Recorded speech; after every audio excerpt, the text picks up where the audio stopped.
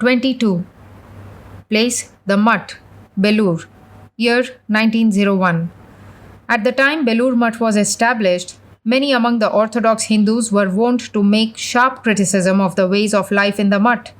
Hearing the report of such criticism from the disciple, Swamiji would say, in the words of the couplet of Tulsi Das, "The elephant passes in the marketplace, and 1,000 curs begin barking after him. So the sadhus have no ill feeling when worldly people slander them." Or again he would say, "Without persecution, no beneficent idea can enter into the heart of a society." He would exhort everybody, "Go on working without an eye to results. One day you are sure to reap the fruits of it." Again, on the lips of Swamiji were very often heard the words of the Gita, "A doer of good never comes to grief, my son." In May or June 1901, seeing the disciple at the Mutt, Swamiji said, "Bring me a copy of Ashtavimshati Tattva, 28 categories of Raghunandan at an early date." Disciple: "Yes, sir, but what will you do with the Raghunandan Smriti, which the present educated India calls a heap of superstition?" Swamiji: "Why, Raghunandan was a wonderful scholar of his time.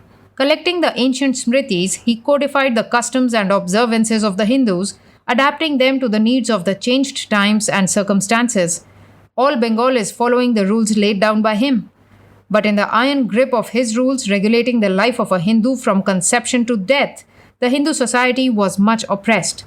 In matters of eating and sleeping, in even the ordinary functions of life, not to speak of the important ones, he tried to regulate every one by rules. In the altered circumstances of the times, that did not last long. At all times in all countries, the Karma Kanda, comprising the social customs and observances, changes form. Only the Jnana Kanda endures. Even in the Vedic age, you find that the rituals gradually changed in form. But the philosophic portion of the Upanishads has remained unchanged up till now.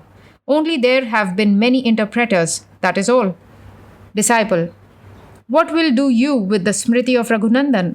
Swamiji: "This time I have a desire to celebrate the Durga Puja, worship of goddess Durga. If the expenses are forthcoming, I shall worship the Mahamaya. Therefore, I have a mind to read the ceremonial forms of that worship. When you come to the Mutt next Sunday, you must bring a copy of the book with you." Disciple: "All right, sir." Next Saturday, the disciple brought a copy of the book, and Swamiji was much pleased to get it.